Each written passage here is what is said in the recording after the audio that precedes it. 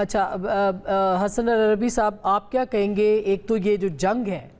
ایک پروفیسر عادل نجم صاحب نے سوال چھوڑا تھا کہ اب یہ دیکھنا ہے کہ کون کتنا سسٹین کرتا ہے، اور ظاہر ہے کہ ہیومن اینگل بہت امپورٹنٹ ہے، اور جو جیسے ایئر مارشل صاحب کہہ رہے تھے کہ جس رفتار سے ایران کے اوپر حملے کیے جا رہے ہیں اور ہیومن یعنی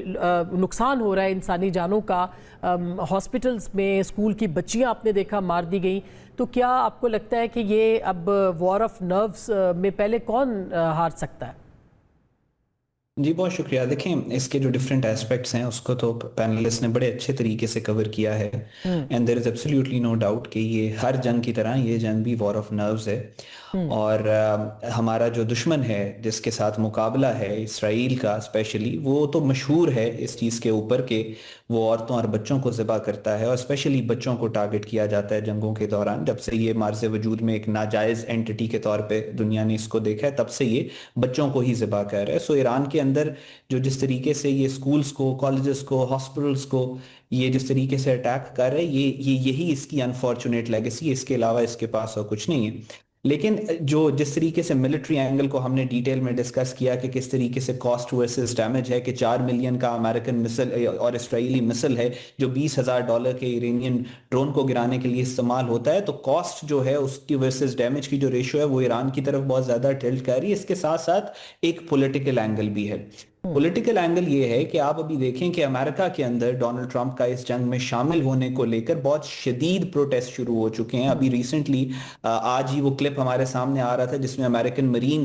جو تھا وہ سینٹ کے ایک اجلاس کے اندر کہہ رہا تھا کہ ہم اسرائیل کی جنگوں میں نہیں لڑیں گے اور میں نہیں مرنا چاہتا اسرائیل کے لیے، اور اس کو پھر وہاں سے دھکے دے کے نکالا گیا. That's the most viral clip پچھلے 24 گھنٹوں میں یونائٹڈ اسٹیٹس آف امریکہ کے اندر. پھر اس کے بعد اسرائیل کے اندر جس طرح کی رپورٹس آ رہی ہیں کہ لاکھوں کی تعداد میں، اسرائیل کی ٹوٹل پاپولیشن تقریباً 1 کروڑ کے اراؤنڈ ہے، تو لاکھوں کی تعداد میں اسرائیلی جو ہیں وہ اسرائیل چھوڑ کے بھاگ رہے ہیں. تو وہ پولیٹیکل جو اینگل ہے وہ بھی ان کے اوپر بہت زیادہ پریشر جنریٹ کر رہا ہے. تو جہاں تک نروز کی بات ہے، آئی تھنک جو پولیٹیکل ریسٹرکشنز اور پولیٹیکل پریشر دونوں اسرائیل اور امریکہ میں گھر کے اندر ان کے جنریٹ ہو رہا ہے، وہ ان کو بہت برے طریقے سے ہٹ کرنے والا ہے. اور جہاں تک وار آف یہ جو نروز کی گیم کی بات ہے، تو آئی تھنک وہ ایران کی فیور میں ہے. ایران کی جیوگرافی بھی ایران کی فیور میں ہے، ٹائم بھی ایران کی فیور میں، اور انڈیورنس بھی ایران کی فیور میں. اور ایران اگر اسی طریقے سے آنے والے 2 سے 4 دن اگریسولی ہٹ کرتا رہتا ہے اسرائیل اور جو اسپیشلی جو اسرائیلی سینٹرز ہیں، تو اس کے بعد جنگ آپ دیکھیں گے کہ بہت ٹلٹ کرے گی ایران کی طرف. بالکل، بہت زبردست. ہم نے بھی آپ کو بتانا ہے کہ آج بہت اہم ایک پریس بریفنگ ہوئی تھی DGISPR کی وہاں پہ پشاور میں،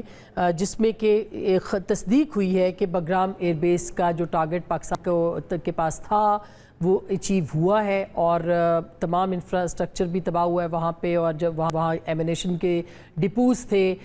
وہ بھی تباہ پاکستان نے کیے ہیں. جیسا میں دوبارہ بھی آؤں گی ایران کی جنگ کے اوپر، لیکن یہ کتنی بڑی سکسیس ہے، کتنی بڑی کامیابی، اور امریکہ بھی چاہتا تھا کہ بگرام ایئر بیس جو ہے اس کے اندر جو بھی ایمونیشن تھا اس کو تباہ کیا جائے. تو اس تناظر میں آپ کیسے دیکھتے ہیں اس کو؟ اسما، بگرام ایئر بیس جو تھا نا، وہ جب امریکن آکیوپیشن تھی افغانستان میں تو اس کو جویل ان دا کراؤن کہا جاتا تھا، کیونکہ امریکہ نے بگرام ایئر بیس کے اوپر بہت زیادہ انویسٹمنٹ کی ہوئی تھی. تقریباً 10,000 فوجیوں کو ٹھہرانے کا وہاں بندوبست تھا. جو امریکہ کے جتنے فائٹر اور سپورٹ ایئر کرافٹ تھے وہ سارے وہاں موجود تھے. اور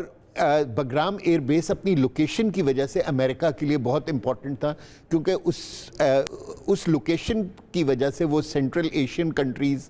رشیا، چائنا، پاکستان اور ایران، تینوں کو یعنی تینوں طرف وہ دیکھتے تھے اور اپنے یعنی کہ وہاں سے جہازوں کے تھرو یعنی کہ آپریشنز کرتے تھے. جب 21 میں امریکہ وہاں سے چلا گیا تو ہماری اطلاعات کے مطابق انڈیا نے وہاں افغانیوں کو، TTP کو خاص طور پہ بہت مدد دی، اور وہ اب ان کو ڈرون ٹیکنالوجی ٹرانسفر کر رہے تھے. اور کیونکہ ڈرون ٹیکنالوجی کے لیے آپ کو ویئر ہاؤسز چاہیے ہوتے ہیں بڑے بڑے جہاں آپ ان کو مینوفیکچر کر سکیں، پھر آپ کو پینس چاہیے ہوتے ہیں جہاں آپ ان کو ہاؤس کر سکیں، پھر آپ کو ایک رن وے چاہیے ہوتا ہے جہاں سے آپ ان کو لانچ کر سکیں. تو وہ ساری فیسلٹیز بگرام میں موجود تھیں، اور انڈیا جو ہے وہ بہت ہیوی فنڈنگ کر رہا تھا افغانس کو کہ وہ پاکستان کے خلاف ان ڈرونز کو استعمال کر سکے. سو جب ہم لوگوں کو میرے خیال پاکستان کو یہ خبر ملی تو پاکستان نے بہت مناسب سمجھا کہ انہوں نے بگرام کو 28 فیب کو کی رات کو اٹیک کیا اور کمپلیٹلی کیا کہتے ہیں اس بیس کو تباہ و برباد کر دیا, خاص طور پہ جو ویئر ہاؤسز تھے اور جو ایئر کرافٹ پینس تھے جہاں جو بنے بنائے ڈرونز تھے جو پارکڈ تھے. سو آئی تھنک اس کے بعد سے جو ہے نا افغانز اور انڈینز دونوں بہت پریشان ہیں, کیونکہ یہ ایک بہت بڑی کیپیبلٹی جو انڈیا ان کو دے رہا تھا اس کو پاکستان ایئر فورس نے بس میرے خیال آدھے گھنٹے کے آپریشن میں. اور امریکہ کے بھی کنسرنز تھے کہ ایسا نہ ہو کہ یہ ان کی طرف یہ معاملہ چلا جائے اور دوبارہ ان کے خلاف استعمال ہو, کیونکہ وہ وہاں پہ چھوڑ کے آئے تھے ہر چیز, جو جہاز, ہیلی کاپٹرز, ایمونیشن, کیونکہ یہ ان کا سب سے امپورٹنٹ بڑا اور ویل آرگنائزڈ بیس تھا امریکہ. اسی لیے وہ پریزیڈنٹ ٹرمپ واپس مانگ رہے تھے, وہ ریڈی بھی تھے کہ ہم آپ کو $1 to $1.5 بلین پر ایئر دینے کو تیار ہیں, لیکن آپ ہمیں یہ واپس کر دیں. اچھا, ڈرونز کا ہے, اس سے پہلے کہ میں احمد کے پاس جاؤں, یہ ڈرونز کی جو ٹیکنالوجی ہے, اب ایران کا بھی جو اب شاہد ان کا جو ڈرون کہا جا رہا ہے, وہ کہہ رہے ہیں کہ وہ بڑا حیران کن اس کا تجربہ ہوا ہے اس پوری جنگ کے دوران. کیا آپ یہ سمجھتے ہیں کہ ان کے پاس ایسی ٹیکنالوجی موجود ہے کہ جو اسرائیل کو حیران کر سکے یا امریکہ کی ٹکر لے سکے؟ جیسے یہ حدید ہے, یہ جو آج پہلی مرتبہ انٹروڈیوس کیا ہے, اس سے پہلے شاہد جو تھا, یہ UCAVs کی آتے ہیں, یعنی کہ انمینڈ کامبیٹ ایئر وہیکلز ہیں. کیونکہ ڈرونز کے تھرو آپ کافی چیزیں کیری کر سکتے ہیں, جیسے ESM ایکوپمنٹ کیری کر سکتے ہیں آپ, الیکٹرانک ایکوپمنٹ کیری کر سکتے ہیں, انٹیلیجنس گیدرنگ ایکوپمنٹ کر سکتے ہیں, لیکن پھر کچھ ڈرونز ایسے ہوتے ہیں جن کے اوپر آپ بامبس کیری کرتے ہیں, تو ان کو UCAVs کہتے ہیں. سو دونوں شاہد اور ہم شاہد کہہ رہے ہیں, لیکن وہ ایکچولی ایرانینز ان کو شہید کہتے ہیں. اچھا, تو وہ اور حدید دونوں UCAVs کی کیٹیگری میں آتے ہیں, اور حدید کے اوپر جو وار ہیڈ لگتا ہے وہ تقریباً 30 kg کا اس کے اوپر بوم لگتا ہے, وار ہیڈ ہوتا ہے, اور جو شاہد ہے اس کے اوپر تقریباً 50 سے 60 kg کا وار ہیڈ ہے, کہ جو کہ اگر آپ ایک اسپیسیفک ٹارگٹ کو ہٹ کریں, جیسے قطر میں جو انہوں نے تھارڈ جو ہے terminal high altitude air defence system کو جو تباہ کیا ہے قطر کے اندر, وہ انہوں نے شاہد سے کیے. سو کیونکہ ایک اسپیسیفک ٹارگٹ تھا, اس کے لیے اگر آپ ڈائریکٹ ہٹ کریں تو 60 kg کا وار ہیڈ جو ہے وہ بہت اچھا ہے. اچھا احمد, آپ بتائیے گا کہ ایک تو تھوڑی دیر پہلے ہم بات کر رہے تھے کہ یہ جو بحر ہند کے پانیوں میں بحری جہاز کا تباہ کرنا امریکہ کا, اور ابھی بہت اہم بات کی ہے باقری صاحب نے کہ ایران اس کو دیکھ رہا ہے کہ اتنی جو میکسیمم انفارمیشن تھی اور اتنی قریب سے اس کو ہٹ کیا گیا ہے, تو کیا آپ سمجھتے ہیں کہ بھارت کو آپ نظر انداز نہیں کر سکتے؟ اور خود بھارت کے اندر اس وقت طوفان مچا ہوا ہے اس معاملے کے اوپر, اپنی حکومت کے اوپر تنقید کی جا رہی ہے, ان کے بہت سارے لوگ کر رہے ہیں, تو آپ کیا سمجھتے ہیں کہ کل کو ایران وہاں پہ بھی حملہ کر سکتا ہے؟ جی دیکھیں, بات یہ ہے کہ ابھی جو دنیا جس طریقے سے ٹرانسفارم کر رہی ہے, چینج کر رہی ہے, آپ کے جو دنیا کے اندر جو گرے ایریاز سے کہ درمیان میں رہ کے آپ ساروں کے ساتھ جو ہے وہ آپ اس کیمپ میں بھی جائیں اس کیمپ میں بھی جائیں, دنیا اس وقت ڈیوائیڈ ہو کے 2 کیمپس کے اندر باقاعدہ طور کے اوپر انٹر کر چکی ہے. ایک وہ کیمپ ہے جو دنیا میں کیوس انارکی جنگیں چاہتا ہے, اور ایک وہ کیمپ ہے جو دنیا میں امن چاہتا ہے, اسٹیبلٹی چاہتا ہے, پیس چاہتا ہے. اب جو کیمپ جنگیں چاہتا ہے اس کا نام بھی نیتن نے رکھ دیا, اس کو وہ ہیگزاگون الائنس کہہ رہا ہے. وہ الائنس کی بات کر رہے ہیں جو اسرائیل کو سرو کرنے کے لیے مسلمانوں کے خلاف بن رہا ہے. اس الائنس میں سب سے پہلے کس ملک نے اپنی سی وی جمع کروائی؟ وہ نریندر مودی تھا جب وہ نیتن یاہو سے ملنے گیا. اور دوسرا ملک جس نے اپنی سی وی دی, اس نے کہا یہ میرا نام افغان طالبان ہے, میں پاکستان کے اوپر حملہ کر کے آپ کو اپنی سی وی دے رہا ہوں کہ اس اینٹی مسلم الائنس میں آپ مجھے شامل کریں. اس کے تقریباً 48 گھنٹے کے بعد اسرائیل نے ایران کے اوپر حملہ کر دیا. تو اب یہ چیزیں سب کے لیے کلیئر ہو جانی چاہیے. پاکستان نے پچھلے کئی سالوں سے, ایرانینز ہمارے بھائی ہیں, ہم نے انہیں خبردار کیا تھا کہ جو چابہار پورٹ انڈیا لے رہا ہے یہ اس کا استعمال کر کے پورے جو اسپائنل کارڈ جو درمیانی سمندری راستہ جاتا ہے مسلم دنیا کو, یہ ادھر اپنے دہشت گرد اور اپنے ایجنٹس بھیجے گا. ہم نے تو کلبھوشن یادو پکڑ لیا, ہم نے تو اس کو ابھی تک پکڑ کے رکھا ہوا ہے, لیکن کہاں کہاں انڈیا نے اپنے ایجنٹس مسلم دنیا میں چابہار پورٹ کا استعمال کرتے ہوئے بھیجے. اس کا ریکارڈ ابھی آنے والے 10-15 سالوں بعد دنیا کے پاس آئے گا. ہم نے وارن کیا تھا ایرانینز کو کہ اسرائیل کی جو اسپائنگ ہے وہ انڈینز کر رہے ہیں. آپ نے رائزنگ لائن 1 میں دیکھا کہ کس طریقے سے وہ انڈین فیکٹری اور انڈین ورکر سے جنہوں نے وہ ڈرونز تیار کیے, جنہوں نے ایرانین ڈیفنس کو ناکارہ بنایا. اور اب بھی یہ جو بحیرہ عرب میں, بحیرہ ہند میں جو یہ واقعہ ہوا ہے, اس میں there is absolutely no doubt Indians خود کہہ رہے ہیں کہ انڈینز ہی تھے انفارم کرنے والے. تو یہ بہت زیادہ امپورٹنٹ لیسنز ہیں ایران کے لیے کہ جہاں پہ انہوں نے انٹرنل جو ٹریزن غداری ہوئی, جس نے کوارڈینیٹس دیے سپریم لیڈر کیا جائے, جس نے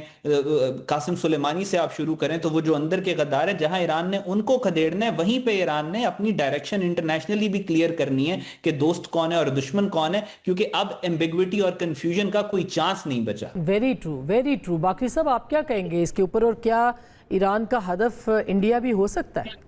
اگر یہ کنفرم ہو جاتا ہے کہ وہ اس میں انوالو تھا؟ جی, یہ یاد رکھیں اگر کنفرم ہوتا ہے تو یقین کریں کہ انڈیا ہی ہدف ہوگا, اور انڈیا کے اوپر جو حشر کریں گے ایرانی وہ خود آپ دیکھتے رہیں گے. لیکن اس کے بارے میں 2 چیزیں آپ کو بتانا چاہ رہا ہوں, اور شاید یہ میں پہلی بار کسی انٹرویو میں بتا رہا ہوں, شاید کسی پاکستانی دوستوں کے ساتھ میں یہ بات کھل کے سامنے رکھ رہا ہوں. آیت اللہ خامنئی صاحب جو ایران میں شہید ہوئے ہیں, ان کے 2 واقعات میں سناتا ہوں آپ کو, شاید پتہ چلے کہ ایرانی جو اسٹیبلشمنٹ اور حکمران ہے پاکستان کے بارے میں اور انڈیا کے بارے میں کیا سوچتے ہیں. خامنئی صاحب کے پاس پہلا واقعہ یہ ہے کہ 3 دفعہ ایکس آئل منسٹرز گئے تھے ان کے پاس کہ آپ کی جو پائپ لائن ہے ایران پاکستان, جو کہ تقریباً 13 سے 15 سال تک یہ ایمبیگوٹی کا شکار ہے, پاکستانی سائٹ اس پہ پورا نہیں اتر رہے ہیں, ہمیں ان کو جرمانہ کرنا چاہیے, $18 بلین کے فائن لگانا چاہیے. یہ بار بار سپریم لیڈرز آپ کے پاس جاتے تھے اور یہ کوشش کرتے تھے کہ اس معاملات کو کورٹ میں سیٹل کیا جائے. تو خامنئی صاحب ہر بار ان کو یہی سمجھاتے تھے کہ پاکستان ایران کے لیے اسٹریٹجک ڈیپتھ ہے. آپ کبھی بھی اپنے جو تعلقات ہیں پاکستانیوں کے ساتھ, پاکستانی گورنمنٹ کے ساتھ, اسٹیبلشمنٹ کے ساتھ, لوگوں کے ساتھ خراب نہ کریں, کیونکہ آپ دیکھیں گے یہ کتنے وفادار بھائی ہیں ہمارے. دوسری جو بات ہے, بار بار جب بلوچستان سے یہ جیش العدل, جند الشیطان, یہ لوگ اٹیک کرتے تھے ایرانی IRGCs کے اوپر, اور پھر وہ کسی خاص جگہوں پہ جا کے چھپتے تھے پاکستانی سائٹ پہ, تو پھر بھی یہ لوگ آتے تھے سپریم لیڈر صاحب کے پاس کہ سر ہمیں اجازت دے دیں کہ ہم اٹیک کریں ان کے اوپر. تو خامنئی صاحب ہمیشہ یہی کہتے تھے کہ پاکستانی گورنمنٹ کے ساتھ کولیبریٹ کر کے کریں. بالکل, اور یہ یاد رکھیں ایسا ہی ہے. پاکستان بھی اسی طرح سے, بالکل آپ کی بات درست ہے, پاکستان کے پاس بھی بہت سی شکایتیں تھیں, مگر پاکستان نے ایران کو سمجھا اور ایران نے پاکستان کو سمجھا. بالکل, ہاں جی بالکل. میں کہنا یہ چاہ رہا ہوں کہ یہ ایک دوسرے کے لیے, آپ یاد رکھیں, ایک دوسرے کے لیے یہ